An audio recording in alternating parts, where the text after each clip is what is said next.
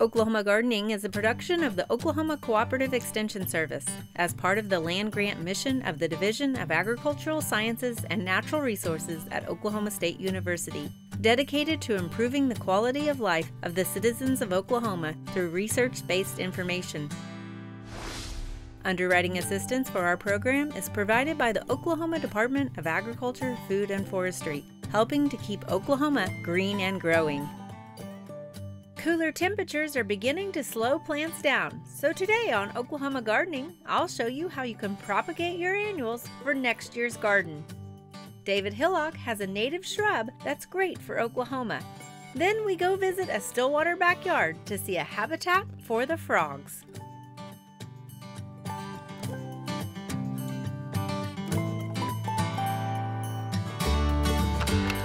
Almost like an ombre of sunset colors. Not the flowers, right?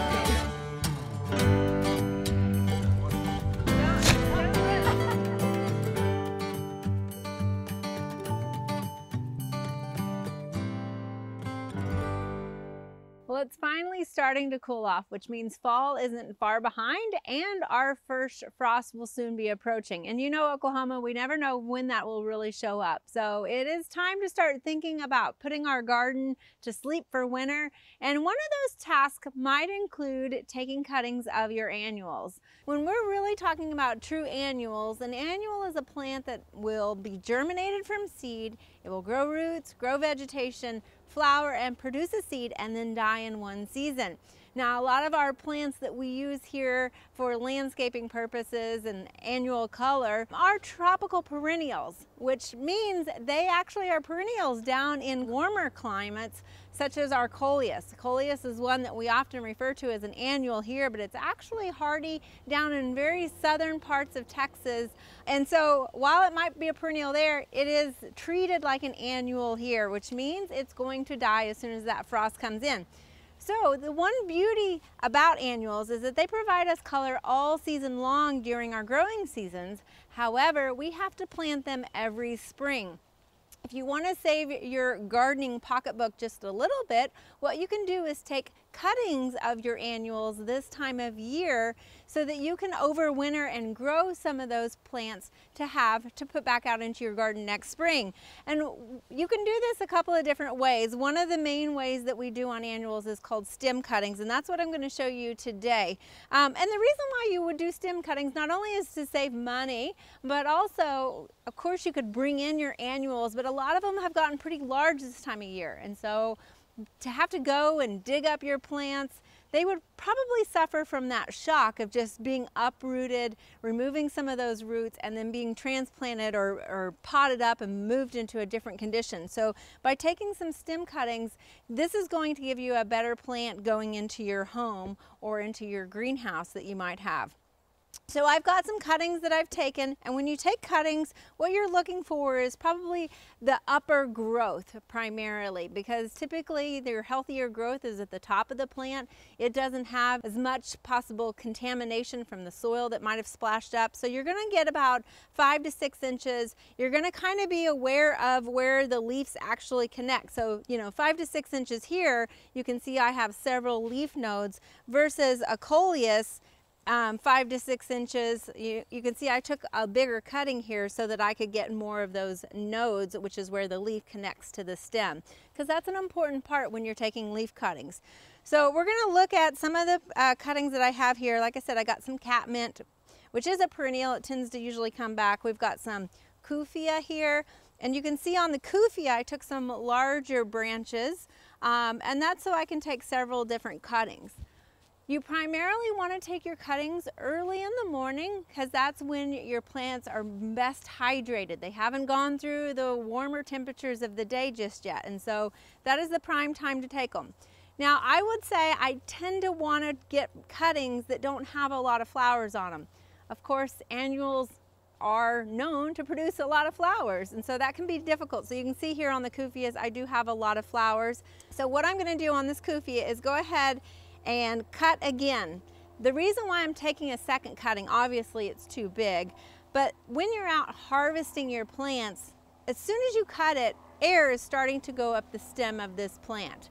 So by taking a cutting again, I've got a fresh cut that hasn't captured as much air there. So what I'm going to do is take a cutting off of the top. I'm going to come down so that I at least have 2 or 3 leaf nodes. Now you can see these are pretty tight, so I'm going to come down to about here and just cut right below the leaf node. Now what I'm going to do is remove some of these lower leaves, and you can sometimes strip them with your hand, although that can be a little concerning because what happens sometimes is you actually can pull the tissue down the stem. So taking your snips and just removing some of those lower leaves is good to do. And I'll just do that up the stem there. So now we have our cutting actually prepared. Now the next thing you're going to need to do is get some rooting hormone, and I'm going to go ahead and slip on some gloves. And basically what this hormone is going to do is tell the plant it needs to grow some roots on those nodes. And so instead of dipping your plant straight into the bottle, again, you've got a plant here, you hope it's disease-free, but it might have contaminants on it. So you don't want to contaminate your rooting hormone. So what we're going to do is actually tap some of this into another little container here. And it doesn't take a whole lot because you're just going to kind of put it on this edge and coat it like this. So you can see I've dipped those lower nodes into that rooting hormone, okay? So now what we're gonna do is come over here with our pencil, and I've got some pre-moistened potting soil in some trays here, and I'm just gonna go ahead with my pencil and actually make some holes in each one of these cell packs. And the reason why I'm making holes instead of pushing the rooting hormone and the plant down in there is because as I was pushing that in, the rooting hormone would actually come off of the stem. So this way it can go in there, and then I can press the potting soil around that stem so the rooting hormone stays in good contact with that stem. So we've got our first cutting done, and we'll repeat that process. Now I'll show you on some of the other ones. Again, I've got periwinkles here. You can see I've taken a lower cutting, so I've got several there. So I can come along here and again take a cutting just below the node. I'll strip those lower leaves off. And you can see there's some old flowers because these annuals tend to just keep blooming as they grow up their stem. And again, if you get to a point where you're like, oh, I don't need that much stem, then go ahead and trim it even shorter if you want to. So I will just then coat that. And again, make my hole. So what I'm going to do is do kind of 6-pack of each one of these. Now, if you have something bigger, like say the coleus leaves sometimes are bigger leaves, and so you think maybe it won't fit in a 6-pack. That's fine. What you can do is go ahead and trim it up. So we're going to take that much and remove that, and we're cutting down these lower leaves once again. And I'm even going to take off this leaf. You really don't need a whole lot of leaves to it. You could probably even take these leaves off. If you have larger leaves, what you can do is actually cut the leaves. That doesn't harm the plant at all if you're trying to just worry about space, because a lot of times when you have those bigger leaves, they will overlap one another. So go ahead and trim those down. I'm going to trim this down even further. The reason why you're wanting to cut just below the node is because, again, that's where the roots are going to initiate. If I was to cut down here, a lot of times you're going to have the roots grow here, and all of this is just going to kind of end up deteriorating, which can lead to rot of your cutting. So that's why we're going to go ahead and remove most of that and just leave the node towards the bottom. So again, we're going to put that into our rooting hormone. Now on something bigger, you can see I've cut the leaves down on this, but you can also do this in a bigger pot if you wanted to. So I'm just going to again put my hole in there and then kind of pat and make sure there's good contact with the potting soil around it. Now with any cuttings that you do, I'm going to continue to fill these up, but you want to make sure that they are going to start losing moisture immediately. So that's the important thing. You want to kind of work quickly, only take as many cuttings as you can actually do, and then go out and take a few more cuttings and then come back and get those in potting soils. So you want to make sure to maintain that humidity also. So that's really important in order to allow those roots to develop, because you got to remember, you've removed this plant and you're asking it to do a lot by developing roots, but you've just removed all of its leaves practically. So you want to make sure to create a high humidity environment so that it doesn't have to lose a lot of that through photosynthesis or anything. You can simply get a baggie. And so I'm going to go ahead and label this and also put the date on here so that I remember when I did this. And it's October, and then also it is a coleus. So I'm going to label that right there. Now you'll notice that I have some paper towels in here. So I'm going to go ahead and put some moisture on these paper towels. Again, this is creating a greenhouse effect. It's a cheap greenhouse, if you will, raising that humidity. And then I'm just going to place my cutting in there. So when you do this, you're going to seal it up. If you find that it's getting too hot, you can kind of leave it vented just a little bit. We're going to place this in a kind of a brightly lit area, but not out in full sun, not in a west-facing sunny window, because it would actually get too hot in here. So you want to create some warmth to it and some light to it, but not extreme heat. So this will create that greenhouse effect. You can check it every so often. It would be preferable to check it daily to make sure you're still seeing condensation. You should see moisture on the bag. If not, come back in here, open this up, and spray it again so that you keep that moisture up. You don't want to mess with your cuttings too much. I know it can be tempting to come in here and sort of wiggle them or pull them and tug on them to see if they're rooted, but really you're going to want to give them a few weeks to establish those roots. And they're going to establish the roots before you actually see growth. If you're starting to see growth, then you can kind of rest assured that there probably are roots that have already developed. So at this point, we're going to set that aside, like I said. And on these, if you wanted to do something like this, if you're taking a lot of cuttings, I'm going to go ahead and finish out these pots. But once I do that, then you can kind of put a little bit of water in the tray. Again, you don't want this necessarily saturated, but just high humidity. And we have something like this that we're going to put over the top of it that will help maintain that humidity. Again, you'll notice these are actually germination trays that we use in the springtime for our seeds, but they work well for cuttings as well. And they have vents, so again, we could allow some of that heat to escape if we wanted to. But these really are ideal for home garden situations, kind of bring into your house, allowing you to overwinter your annuals, saving your pocketbook a little bit of money next spring.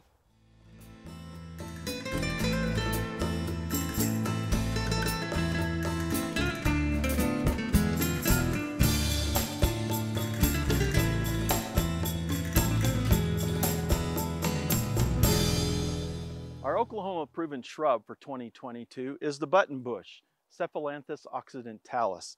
This is a native shrub. It is found growing throughout all of Oklahoma except the Panhandle. And actually it's found growing near water. It's usually found growing along the borders, the banks of lakes, rivers, streams, ponds. So it likes water. And in fact, it'll tolerate wet, swampy soils, compacted soils. It just doesn't like to get really dry. So make sure you have it in a good spot that gets lots of moisture, or that you can provide some moisture at least during the hot, dry part of the summer. So this is a really nice plant. It has bright, glossy green foliage on it. Doesn't really have much of a fall color, but in early summer, this plant developed some really cool pincushion-like flower clusters. And we have some, this one's about done. This one has just finished blooming, but we have some still on campus and around town that are still blooming. They are white clusters. Once they mature, the seed actually is a source for, at least in its native habitat, becomes a source for ducks and other waterfowl. These seeds structures can also persist on the plant. Some of them can be a kind of a reddish brown color and can be somewhat attractive later on in the season as well. Now the flowers are nicely scented and they are very attractive to butterflies, bees, hummingbirds, and other pollinators. In fact, when this thing is in bloom, it's usually just swarming with all kinds of insects, and it's considered a good honey plant as well. So there are several landscape selections that are now available. The species can grow up to 12 foot high. So it's a multi-stem shrub, can reach up to 12 foot high. And most of the garden selections are smaller, more compact, dwarf types. So an old cultivar that's been around for quite a while is called Sputnik. And that was actually found growing in the wild in Oklahoma by our horticulturist, Steve Biebrick. And it has pale pink flowers, or light pink flowers. And it gets about almost the same size as the species. A newer one called Fiber Optics is more compact, gets more like 5 to 6 foot high and wide. Another recent cultivar is called Sugar Shack. It's also a dwarf, gets about 3 to 4, maybe 5 foot high and wide. And that one has kind of the reddish brown fruits that will persist onto the plant. So again, this is a great plant, great for a native planting, a woodland area, especially wet areas and rain gardens, but is a great landscape plant as long as you can provide some supplemental water to it during the hot and driest part of the summer.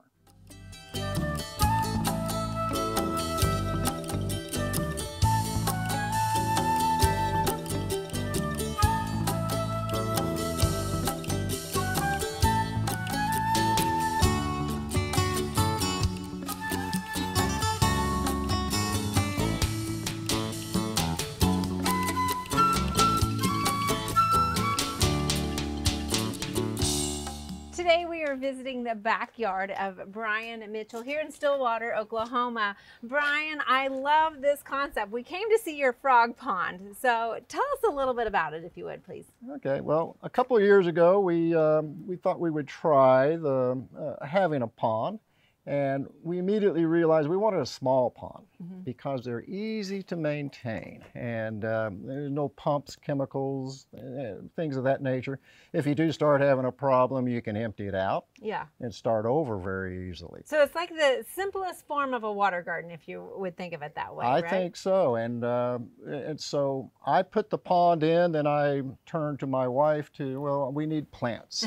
And so we've got plants now, and they're really doing well this year. We're really happy with them. So let's talk a little bit about the installation of the pond. There is a liner in there, but it's fairly shallow, right? Yeah, it's a small liner. Probably the water surface is about 10 foot by 8 foot. Okay. The liner itself comes out and underneath these big flagstones that are around it, and then the depth 6 to 8 inches probably when it's full. Okay. So that's yeah, it's small. Yeah. So we're not talking water lilies and some of those extravagant water plants. It does yeah, there are some limits to what you can do, but we've overcome that, I think. And you were really intending this to be more of a natural ecosystem, right? So you've got some native kind of bog plants in here. Well, we've developed some good water plants that are flourishing in this.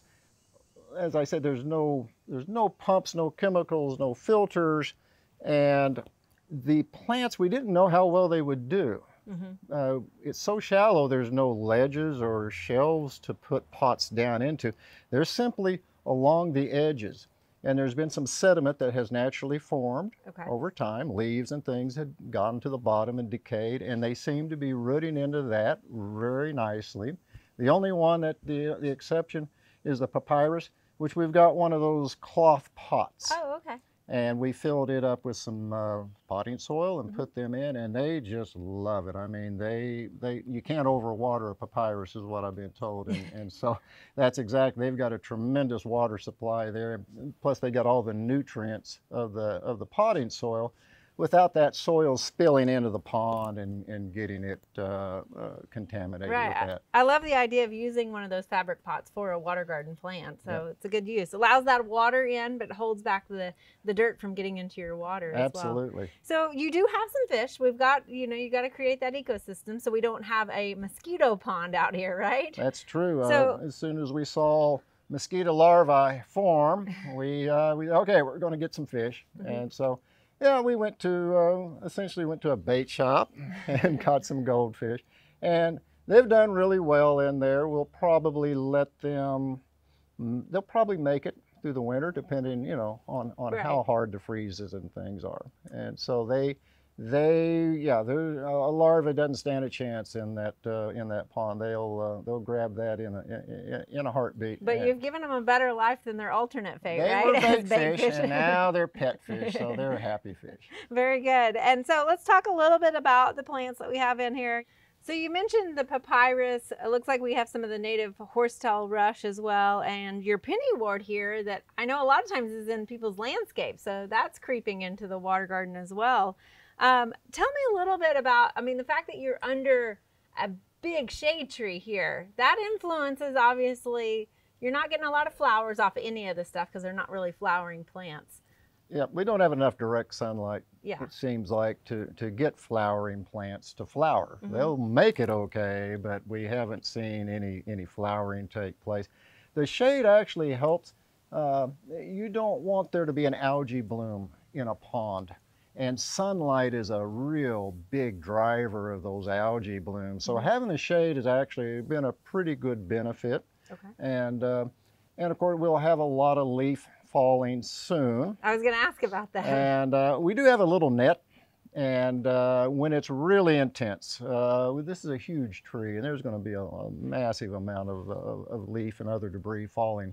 We'll probably put a net over at least part of this. Okay. And that'll help us keep it cleaned up. You don't have to keep every leaf. You want some of the leaves to stay in the pond and to fall to the bottom and create a food source for your plants, but you don't want it to become overwhelmed. Right. Or once again, you're feeding a potential algae bloom later on. So tell me a little bit, this was a COVID project for you, I think, is that right? How long did it take to kind of build it? And we're 2 years out now, and it's starting to kind of get that ecosystem. Yeah, we were looking for things to do. We were stuck at home, and it was something that we could go to the local hardware store and get a liner and start experimenting with it. And it didn't take us very long. We actually had previous owners had put a river rock and gravel in here. We just had to scoop it back. A lot of folks would have to dig. Right. We didn't have to do any digging. And so really putting in the liner and getting it shaped was probably one day. Okay. Then we decided, well, now it needs some flagstone. And so 4,000 pounds of flagstone later, we've got the whole area covered, but it really has made it a much more attractive pond area to have the flagstone instead of the gravel and rock. Really, there's no electricity, I was going to say, but I do see a little bubbler over there. So you do have a little bit of electricity to it? Yeah, that's something we could do even without that. We read about you want to keep a high oxygen content in your pond, once again, for algae control purposes. And this is simply a fish tank bubbler. And so we put that in, and with that and some of our other efforts, we've had very little algae. And another benefit of a small pond is you'll spot that algae really quick, and you can just pluck it out. Okay. Well, so one of the other things I'm curious about with having a smaller, shallower pond and having these bright, beautiful goldfish in there, do you have anything that might also want to come fishing in your pond that you've had issues with? We've provided fish dinners to several raccoons, and so lately they haven't been too bad. Okay. And so yeah, it's something we've had to do a little bit of replacement on our fish stock from time to time. Okay, but again, being bait fish, they're fairly cheap and. They've gotten a happy life for quite a while, and I think we've only had one raccoon visit probably in the last couple of months. Well, it is a neat little ecosystem and even a feeding ground for some of the other wildlife in the neighborhood, huh? Well, raccoons have to eat, Yeah. so yeah, we take care of our raccoon friends a little bit. Well, I love this low maintenance water garden, and for anybody that maybe is looking to kind of get into that, create a different aspect into their landscape, I think this is a great alternative. Thanks for sharing it with us, Brian. You're quite welcome.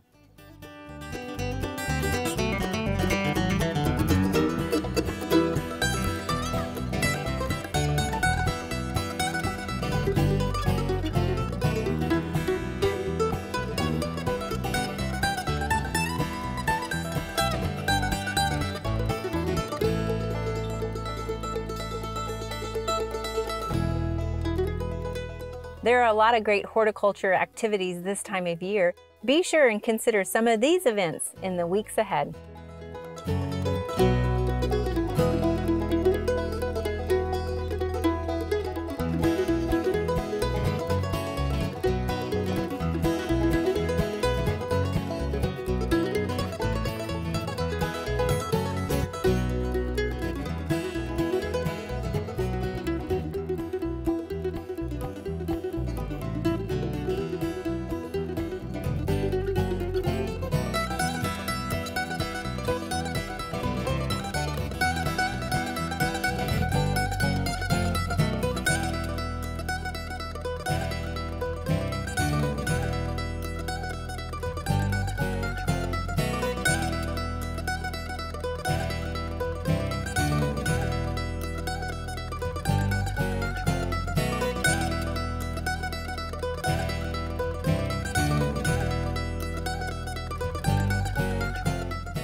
Stay tuned. Next week, we've got a spicy Oklahoma gardening show coming your way.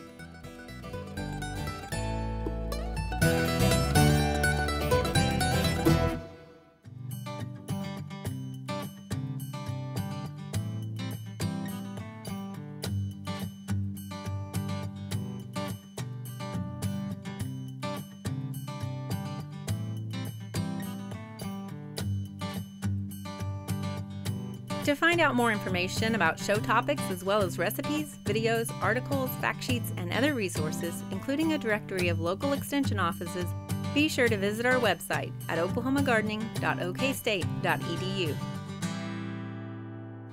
Join in on Facebook, Twitter, and Instagram. You can find this entire show and other recent shows as well as individual segments on our Oklahoma Gardening YouTube channel. Tune in to our OK Gardening Classics YouTube channel to watch segments from previous hosts. Oklahoma Gardening is produced by the Oklahoma Cooperative Extension Service as part of the Division of Agricultural Sciences and Natural Resources at Oklahoma State University. The Botanic Garden at OSU is home to our studio gardens, and we encourage you to come visit this beautiful Stillwater gem. We would like to thank our generous underwriter, the Oklahoma Department of Agriculture, Food, and Forestry. Additional support is also provided by Pond Pro Shop, Greenleaf Nursery and the Garden Debut Plants, the Tulsa Garden Center at Woodward Park, the Oklahoma Horticultural Society, Smart Pot, and the Tulsa Garden Club.